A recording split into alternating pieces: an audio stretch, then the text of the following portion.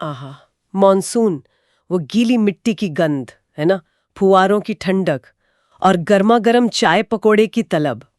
इस मौसम में मतलब कुछ तो बात है।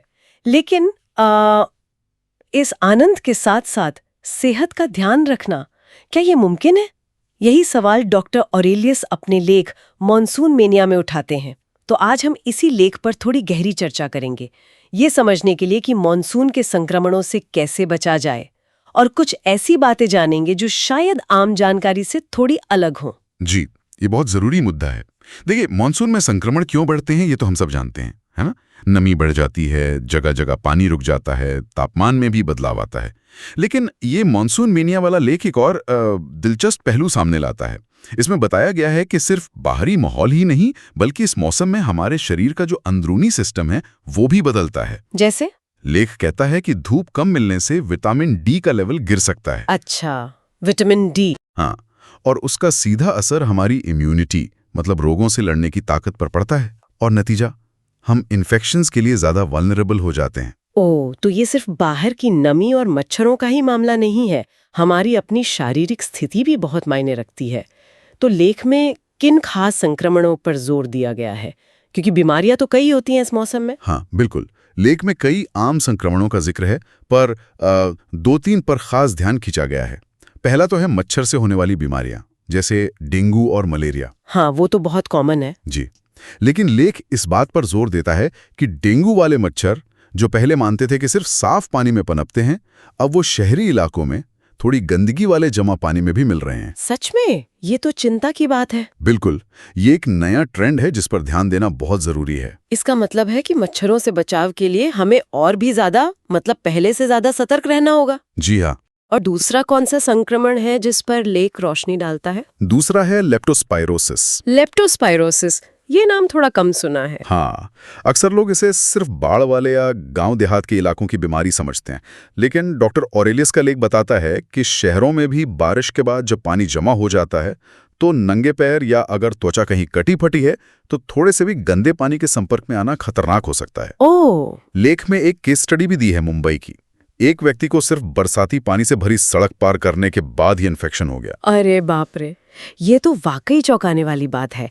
आमतौर पर लोग पानी से होने वाली बीमारियों में टाइफॉइड या हेपेटाइटिस ए के बारे में सोचते हैं, जो गंदे खाने पीने से होती हैं। हाँ, सही कहा आपने। क्या लेख में इनके बारे में भी कुछ खास बताया गया है? जी हाँ, टाइफॉइड और हेपेटाइटिस ए का जिक्र करते हुए लेख एक आम सोच को चुनौती देता है। हम अक्सर सोचते हैं कि सिर्फ बाहर का स्ट्रीट फूड या रेस्टोरेंट का खाना ही खतरनाक है। हाँ, बिल्कुल। लेकिन लेख के मुताबिक घर पर भी अगर सब्जियां ठीक से नहीं धुली या पीने का पानी उबला हुआ या फिल्टर किया हुआ नहीं है, तो खतरा उतना ही है। अच्छा। खासकर कच्ची चीजें जैसे सलाद, चटनी, इनको लेकर तो बहुत ज्यादा सावधानी बरतने की सलाह दी गई है।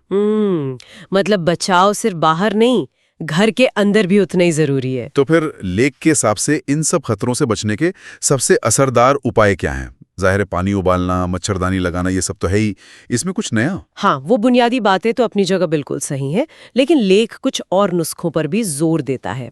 जैसे पानी उबालना ही काफी नहीं है, उसे सही तरीके से ढक कर रखना, स्टोर करना भी जरूरी है, ताकि वो दोबारा गंदा ना हो जाए। सही बात है। मच्छरों के लिए रिपेलेंट तो ठीक है, पर साथ में घर के अंदर कपूर जलाने जैसे पुराने तरीके भी बताए गए हैं। कहते हैं उसके धुएं से मच्छर दूर रहते हैं। हाँ, ये तो दादी नानी के नुस्खे हैं। शरीर को खासकर जहां त्वचा मुड़ती है, उन हिस्सों को अच्छे से सुखाना और एंटी फंगल पाउडर का नियमित इस्तेमाल करना, इस पर जोर दिया गया। ये छोटी छोटी बातें हैं, पर शायद बहुत काम की हैं।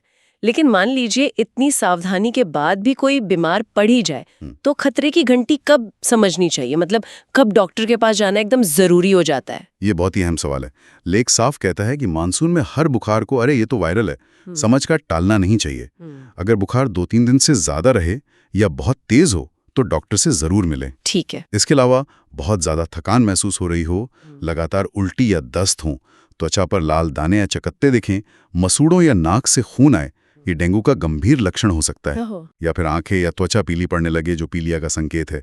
या फिर सांस लेने में जरा भी दिक्कत महसूस हो, तो बिल्कुल भी देर नहीं करनी चाहिए, फौरन डॉक्टर के पास जाना चाहिए। बिल्कुल सही। देर करने से कॉम्प्लिकेशंस बढ़ सकती हैं।